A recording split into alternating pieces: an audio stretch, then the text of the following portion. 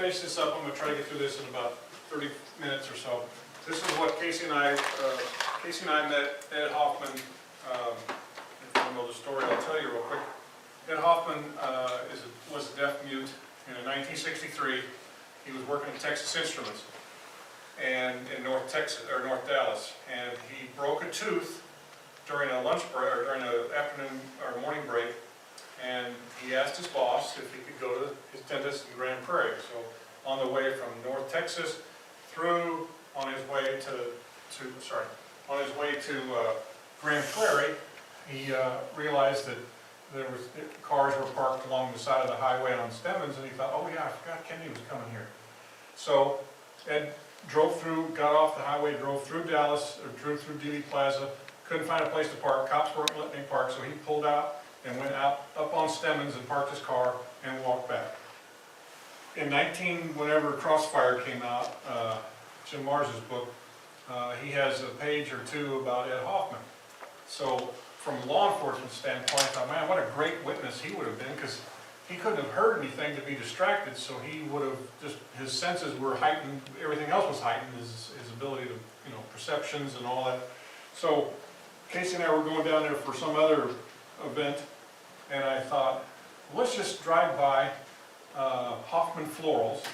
It's a floral shop he and his family own in Grand Prairie, and it was after 5 o'clock or so, and he's half asleep in the car, and we pull into Hoffman's Floral, and I go up and knock on the door, and this young lady comes to the door, and I introduce myself, show her my identification. It's always good to do that. And I said, are you related to Ed Hoffman? She goes, oh, that's my dad. He's out on a delivery. Did you want to talk to him? Yeah, sure. Love to. So I go over and wake him up and go, come on, we're going to go talk to Ed Hoffman. So from that moment on, we became part of the Hoffman family. I mean, he was so tickled to have somebody take an interest in his story, because for the years and years and years, because he had lacked the ability to precisely communicate, nobody believed him. Remember the old saying, we're all old enough in this room to deaf and dumb. Yeah. Ed was not dumb. He worked in the research and development at Texas Instruments. You're not a janitor. I mean, you know what the hell you're doing. Anyway, long story short, we became very good friends, and he always wanted to know what we're doing. So Casey was teaching at the time, and we brought down busloads of kids, and he just loved that, and we decided we wanted to tell his story, because nobody had done that yet. So we did our due diligence and did all the research and put this book out, and so this is kind of a synopsis of that scenario. Ed, this is what Ed looked like in 1963. This was December of '63. 29 years old, had a wife and a child, working at Texas Instruments, and off the screen here is North Texas, where the Instruments is, and he had to get to here in Grand Prairie, and he could drive right through Dealey Plaza. I love animation. So this is Stemmons Freeway. There's the book depository, Dealey Plaza, overpass, triple overpass. So Ed got off the highway, tried to find a place to park, couldn't find any place. So he drove on through underneath the triple underpass, out onto Elm Street, and parked out near the railroad overpass, not the triple overpass, but the railroad overpass here, the trestle. There's Dealey Plaza. Ed drove through here, parked up here, and walked back and stood or sat on the side of the road. In 1963,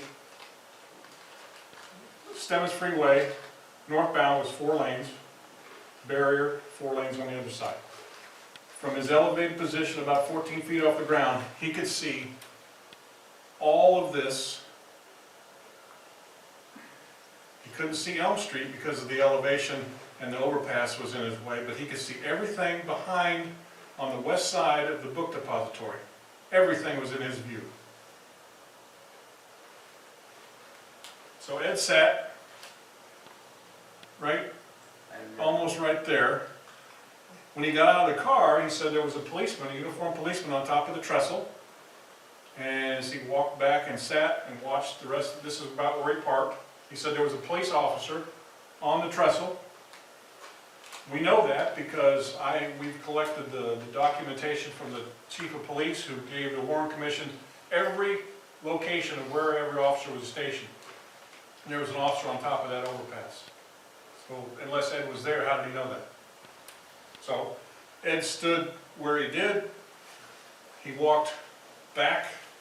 This is the entrance ramp. He walked along here and tried to, there was no place to view anything. So he sat up on top. He sat up here. So that when the car came through, he'd be able to look down on top of the car. Sorry. So he's 15 feet above the roadway. He can still see all this over here. He can't see this, but he can see it when they come underneath. There's Ed on the men who killed Kennedy. That's where he was sitting. Now today, it's 5 lanes and it's 75 miles an hour minimum. You don't sit out there. But in '63, you could do that. And remember, he can't hear a thing. Cars going past him, he isn't going to hear that. When we took Ed up there, it was kind of unique because we can hear, and I'm sitting there going, God, there's cars going by 1,000 miles an hour. I'm going, what is going on? And Ed is just sitting there going, Can't hear right here, right here, this is it. Now I know he can feel vibrations, but I'm sitting there going, Ed, no, you can't hear a thing. So he says, this is a great place to view. I said, great place to view? Holy cow, I feel like I'm going to get hit. This is the view looking east from where Ed stood. 1963, these trees weren't here. They were not that tall. You could clearly see everything. You could see all the way to the west side of the building of the Texas School Book Depository. And this is from the man who killed Kennedy. Ed said that the policeman on top of the railroad trestle, the overpass is over here, the railroad trestle, he said he kept walking back and forth. He was about 75 yards or so from the trestle. So all that area within the yellow is with Ed's view. He can see all of this. Everything in the red he cannot see. The green area he can see.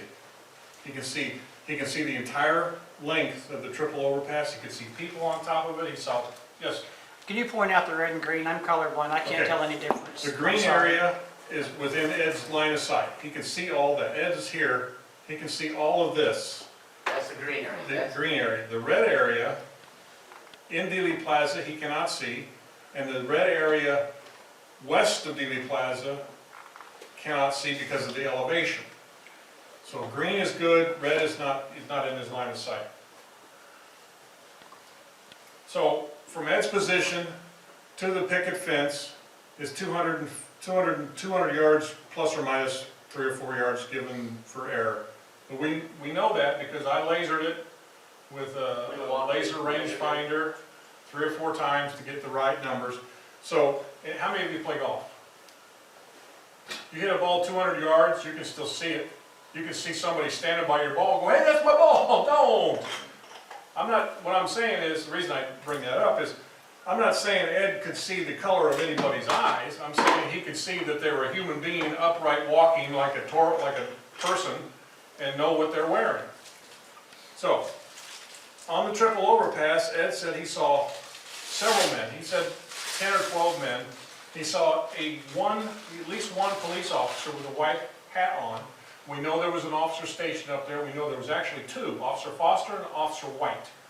Foster was on this side, White was on this side. I don't know why the hell he'd be over here. But anyway, there was an officer here and 10 or 12 men standing there watching for the motorcade. Ed said that the man, the blue, I've indicated the blue, It's kind of hard to is the see cop. There's all the people, the witnesses. They're all over the top of Elm Street. The police officer is standing behind him, and Ed said he was taller. He was very tall. He said you could see him all over. I mean, he was the first person you'd see. Well, why was he any taller than anybody else? Well, we know. Here's the report. It says Officer Foster's on the east side of Elm Street over the overpass. Officer White's on the west side of Elm Street on the overpass. This is a document from the city of Dallas. How did Ed know that unless he was there? How did he just happen to guess that there was 2 cops that were stationed there that he saw. He didn't make it up, he said there were 2 cops there. And they both had white hats on because they're traffic officers. Any of you ever worked for the railroad or understand how they throw tracks out there? I used to work for the railroad, and they have manual tracks. You can throw the tracks, and you got to be pretty strong to do this. And so those switchings, manual switching tracks, you can stand on those things, and when you stand on those things, it elevates you anywhere from 2 to 3 feet. Foster was standing on one of the manual switching. That's how he said, well, this guy looked like He's a really giant. tall. Yeah. The book depository, this is the west side, this is the front, this is Elm Street. The railroad switching tower, it's about 14 feet off the ground. Inside that switching tower was Lee Bowers, an employee of the Union Pacific or whatever the railroad was at the time. Yeah. He was in there switching, normal work day, Friday afternoon for him.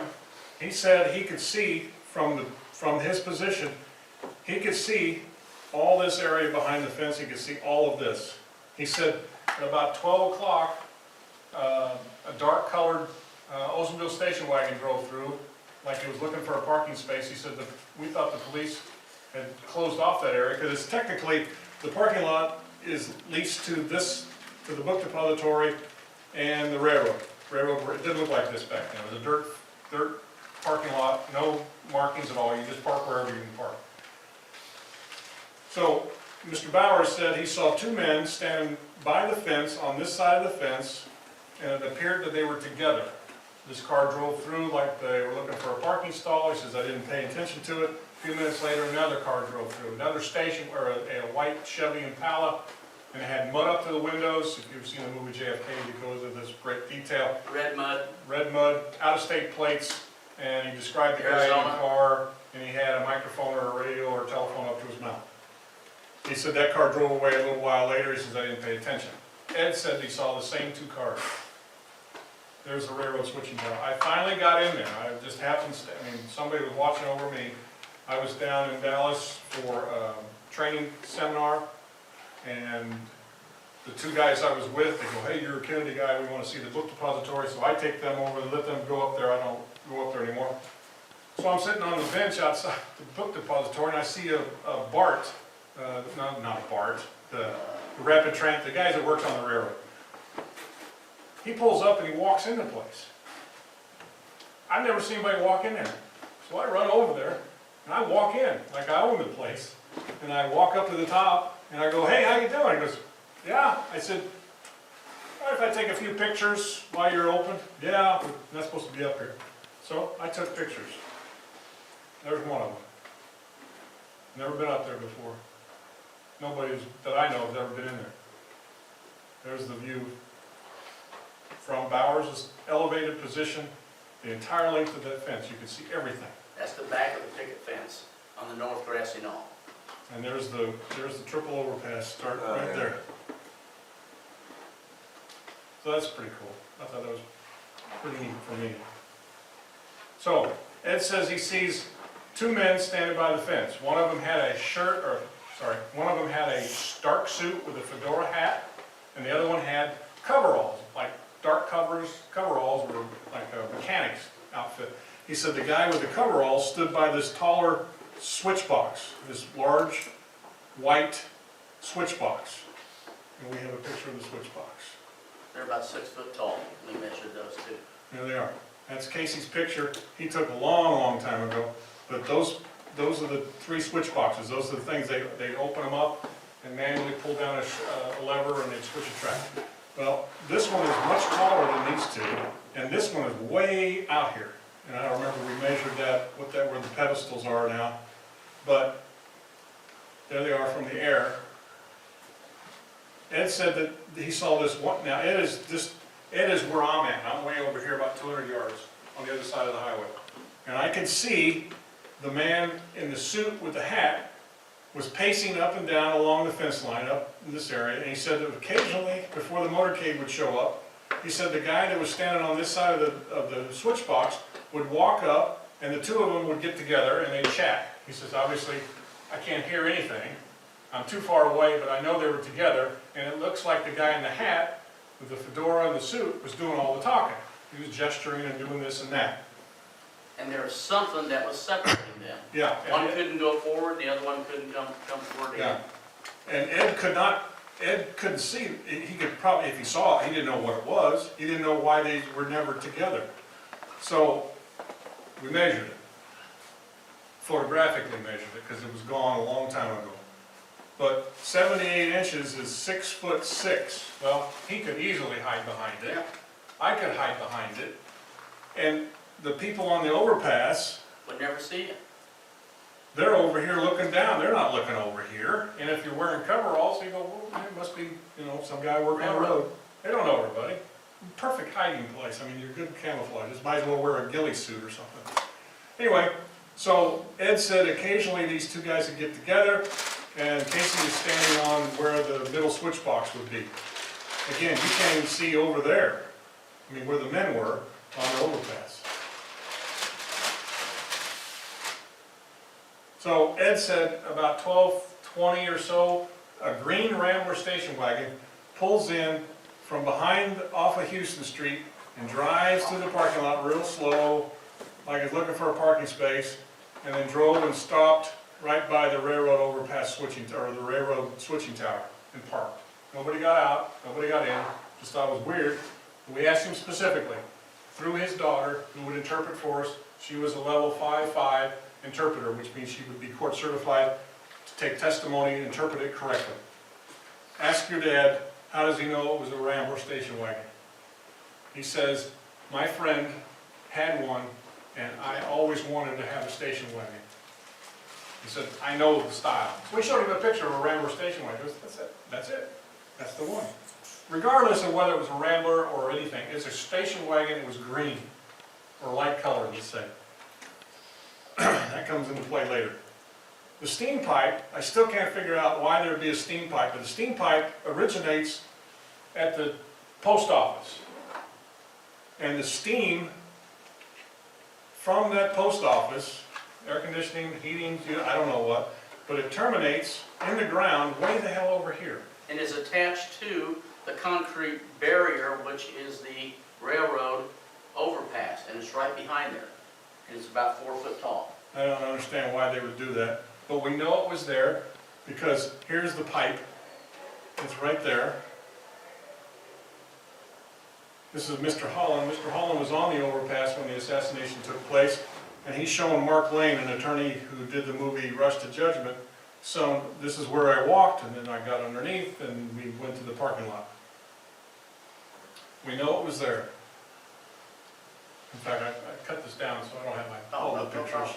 So, I love animation. So, Ed said that, sorry, I have to go back a couple. Ed said that the man in the fedora hat and the suit, it was the same kind of suit, matching.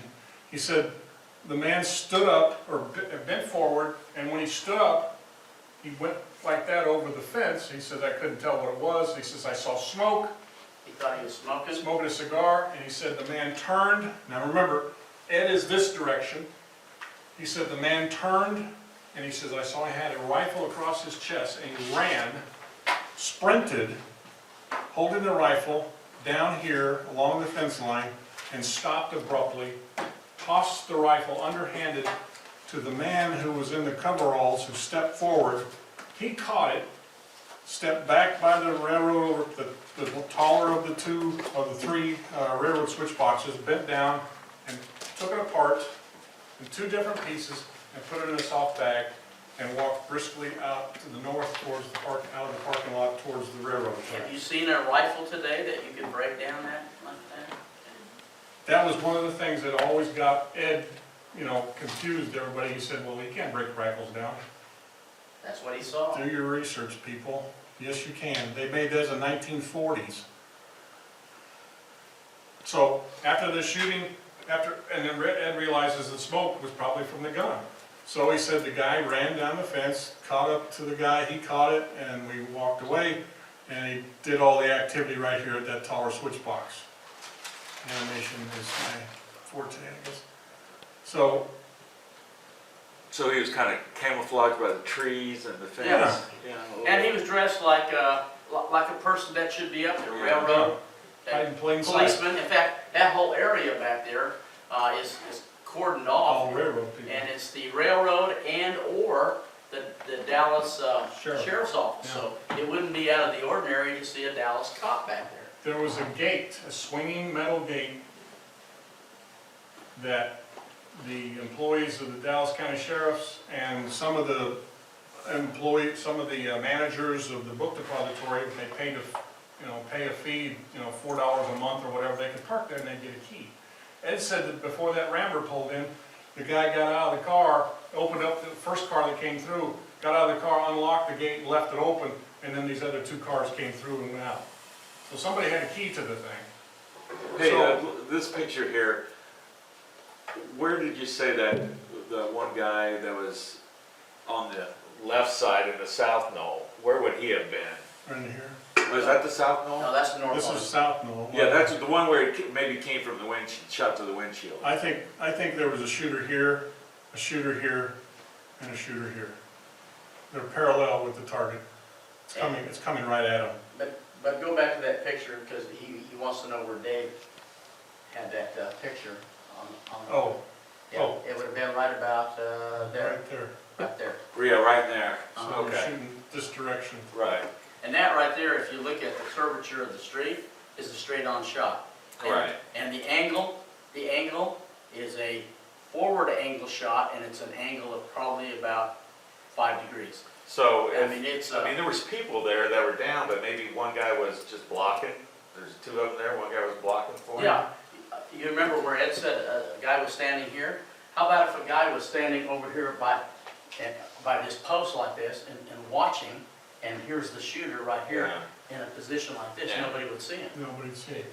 Ed said that after that activity, he said the men on the overpass started moving around and pointing, and he says, I didn't know what they were doing, but he says they were all pointing in that direction.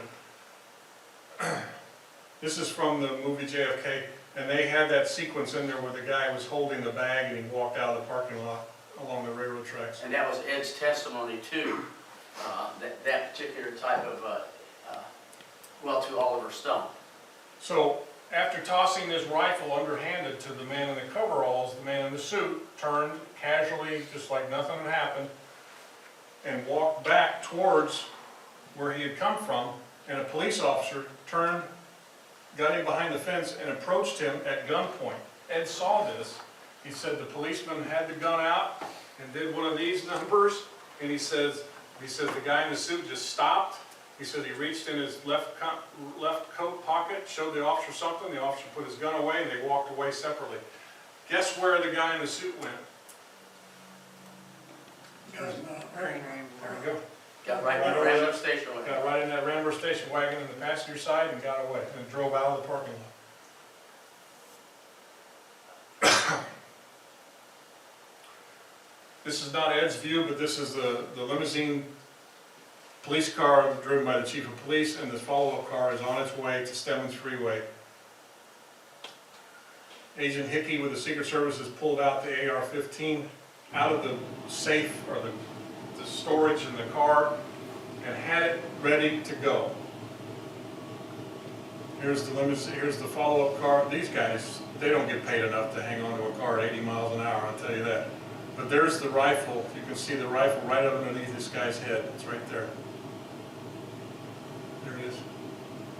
What was the story? I read something where was it Hickey that his gun maybe shot the Yeah, president? that's, do the math. we don't even want to go Yeah, there. this is crazy Yeah. stuff, man. You'd have to have shot over the windshield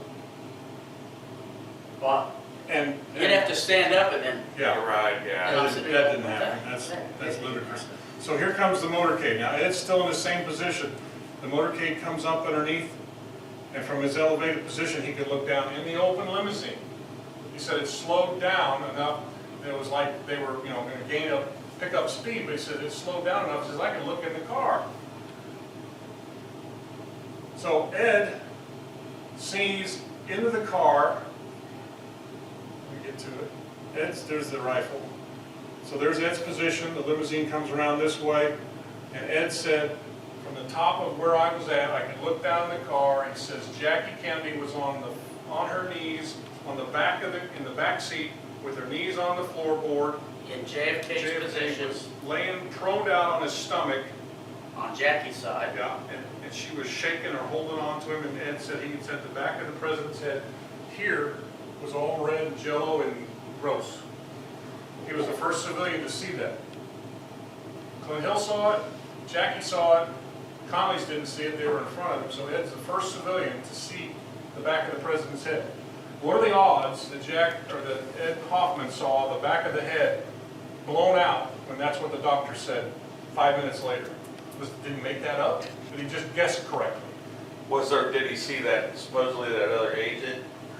We didn't ever ask him about that because we always assumed there's only one guy in the car. Okay. So here's Ed's perspective of the limousine. Oh, yeah, okay. Can you see in that car? Oh, yeah. Absolutely. There's Ed on the man who killed Kennedy. Where was the back of the head? Right there. My dad had stopped on Stemmons Freeway beyond those trees. He had stopped there to see the Kennedy motorcade go by. He saw that Kennedy had been shot, and he was shocked, and he was very upset, and that he was slumped over in the seat. He saw the blood running down his head, and it scared him so much he wanted to find a police officer. There was a puff of smoke. Right there. At first, from where he was, he thought it was a smoke from like a cigarette or a cigar. And then when he turned around, the gentleman turned around, my dad saw clearly that it was a rifle. Well, just talk us through it. Okay, the man with the gun, with the suit, came walking this direction and threw the gun to the railroad man. He caught it, walked over towards the box, took the gun apart and put it in a toolbox. And then he just walked towards the railroad. After he saw Kennedy had been shot, he drove to the police department, and they said that they would not talk to him about the incident.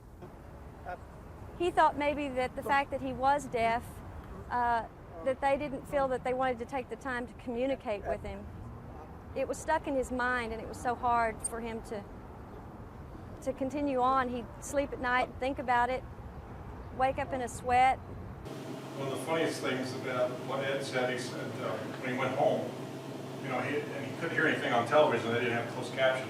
His wife is a deaf mute, and they were watching TV, and television coverage began, and they kept showing the book depository. And Ed said he stood up and he says, "That's not what the man was at." I mean, he'd scream, and, you know, in his own way of trying to communicate. He says, "I don't know what the hell they're talking about. That ain't the place where I saw the man." And then they showed Oswald during this trips up and down the hallway, and he goes, "Well, that ain't the guy I saw." And really, one of the most unique things we had with that, I finally got him to say, okay, you came home. Show us how you came home. Go to the door and come in. Show us how you came home and told your dad. So he does it, and I said, no. You said you were yelling and screaming. I want you to do that, so that me, who a hearing person is, can understand exactly what you were saying. So he comes in, and he did it. He just goes, I'm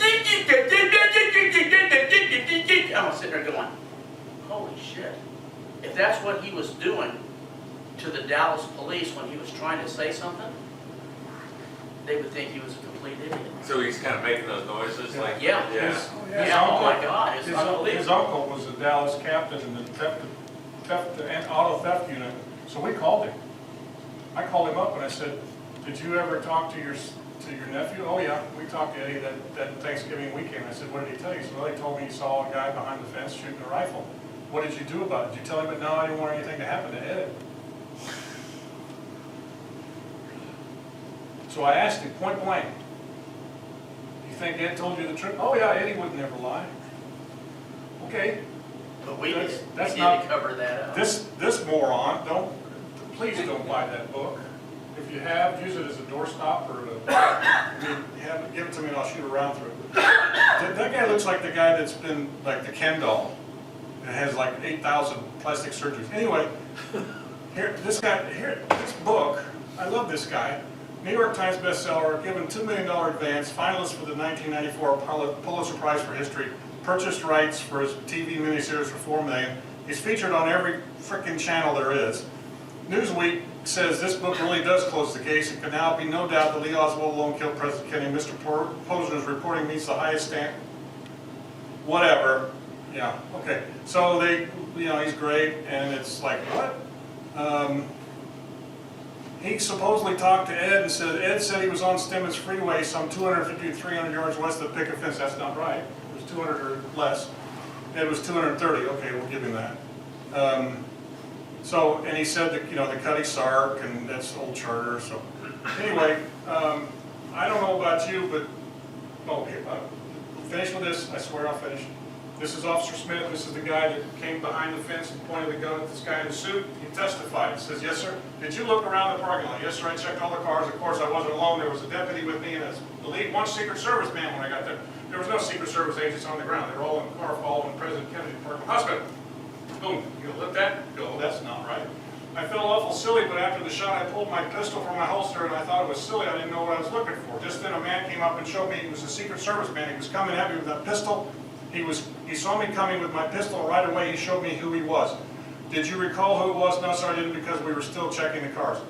Now, how in the hell did Ed know that happened unless he was there and saw it? He couldn't have just made that. Ed's never read the Warren Commission documents. Hell, I just read it 10 years ago. Ed didn't have time to read it. He doesn't know how to read it anyway. Hell, the president's just been assassinated. You pull a gun on somebody and you don't take any notes on who this guy is? Are you kidding me? I just let him go because what? Secret Service credentials. I worked with Secret Service 2 times, I told you. I couldn't tell you what their badges looked like because I don't remember. It's a little one. So how would you know as a civilian? Would you ever seen an FBI badge?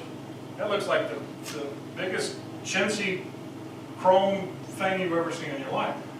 But if somebody says, hey, FBI, okay, what do you want me to do?